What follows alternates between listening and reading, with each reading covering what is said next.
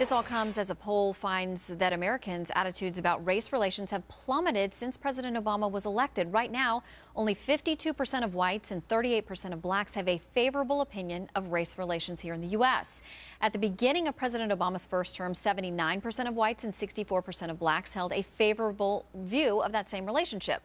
Let's talk about it. Jehmu Greene is a Fox News contributor. David Webb is host of the David Webb Show on SiriusXM Patriot and co-founder of the Tea Party 365. Welcome to you both. Good to see you. All right, Jehmu, what do you make of this conversation that's been launched and that our own Bill O'Reilly has stayed on? He says there are difficult topics to discuss. How do we open this conversation? I agree with Bill that this is a difficult conversation to discuss.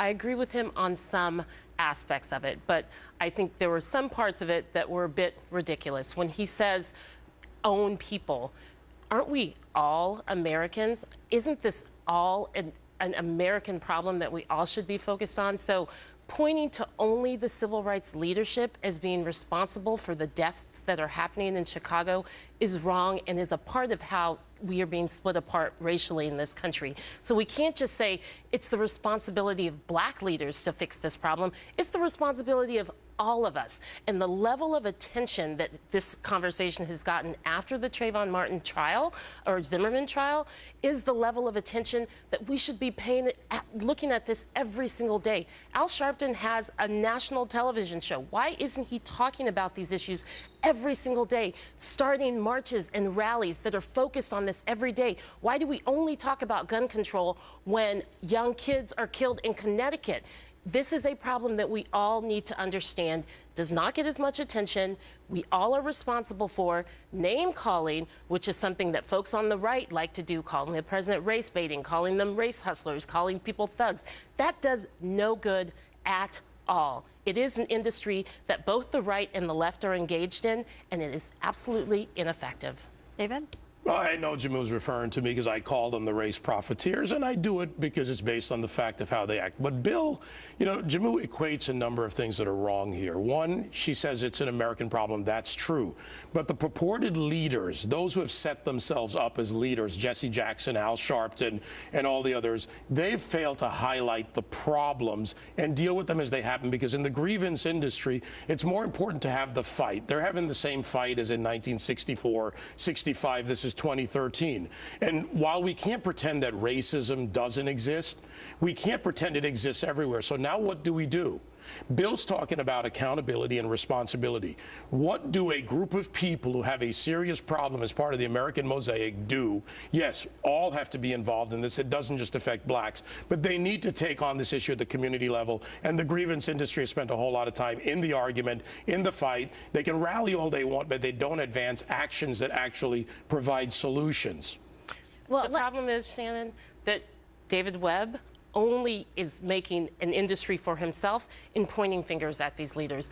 Let's start talking about the fact that Head Start funding has been decimated. And when states are deciding on how many prison beds they're going to have by looking at 3rd and 4th grade reading rates, we need to refund Head Start. When we look at the fact that these young black men don't have anything to do except be babysat by gangs, we need to make sure that there are after-school programs that are funded. We need to make sure that there's something else that they can be involved in. And saying smaller government is not the solution. So what is the right's solution on this? And also saying government spending is the solution, that's not it also. We do have to focus on the aspects of the culture and the disintegration of the black family in the way that Bill O'Reilly has said, but you can't demonize it. You have to understand that there are some responsibilities that are tied to racial inequality in this country, and there are some things that are tied to our visual culture.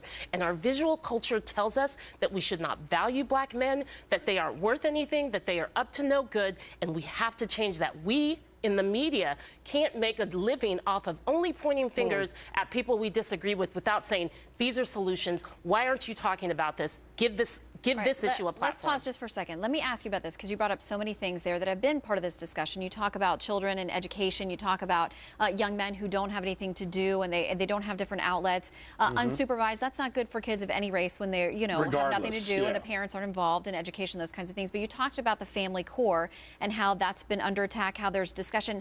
How do you have discussions about topics that are very hotly contested by a lot of people, and they're very emotional for a lot of people, in a way that you can make progress with that discussion where you're actually talking about the problem?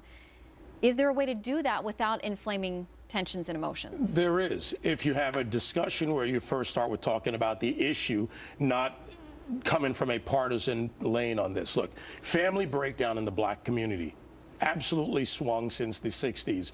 We now have a situation where there are too many children born out of wedlock, out of a two-parent household. Which, regardless of race, that does tend to shift you towards complications and poverty and lack of education, right, in many cases. It follows with often failure in education, and I'm all for fixing education.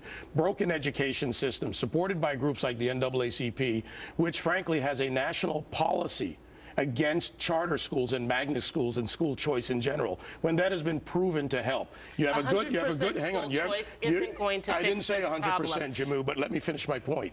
If you have all these options on the table and more, and you find ways, you will have solutions. Family environment, blended families, whatever version of it, get a stable family environment. Good education leads to better economic future. And we cannot have this conversation without actions. Look, rallies are great. They get attention. But instead of 100 rallies in 100 cities, or in addition to do the rallies, then have 100 meetings with neighborhood watches, with families, with communities. Get them to learn to live with each other, work together, and solve the problems which are localized. The federal approach doesn't work because communities are different. But it's and they also, interact differently. It's also not, again, this civil rights industry myth. Because I worked a lot with MTV when I was at Rock the Vote. Who has glorified the baby mama culture with Flavor of Flav when MTV was going to go with that show Buck Wild, and you saw all of those West Virginia politicians say, you are not going to represent our community in this way? Guess what? They won. But we have allowed the entertainment industry to glorify this type of behavior without that pushback. So it's not just civil rights folks who have a role to play in this. We need to look to Hollywood and say, why are you not representing black people in the true way that we are? And we're not a monolith. We are not all how you see black men represented in entertainment, and that's a problem. Well, let me ask you about this, because you talked about West Virginia leaders, and I think a number of them come to mind who were very upset about that program and pushed back. Does that say then there's a greater weight on black leaders when they see negative programming and things that encourage behavior that's not going to benefit people in the long run? They then have a duty to step up and also say, we don't want you playing those videos, that misogynistic music, and those things that encourage drug use, whatever it is.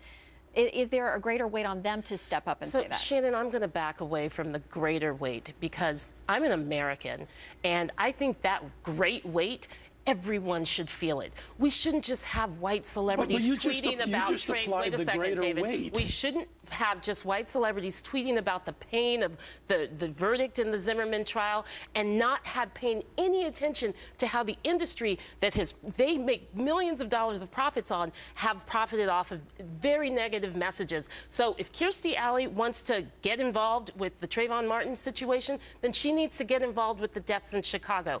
In the same way we hold Sharpton, Jackson, black civil rights leaders responsible. David Webb, you are responsible. What are the ideas you're putting on the table? 90% of your tweets are about calling these people names. Imagine if 90% of your Twitter feed. I'm not going to get into a personal battle, but greater weight matters here. We are out of time. So greater weight matters here. You cannot apply to the West Virginia and Buck Wild and not say the Congressional Black Caucus and those leaders can be also silent on the shows that you're talking about. So if you're going to apply greater weight, apply even weight. I agree it's one country. But we are seeing a divide that is being led heavily by many people who want to profit off the argument and not having a solution, because then they become irrelevant. We got to leave it there. It's just the beginning of this conversation. Thank you both very much. Appreciate it. Thank you.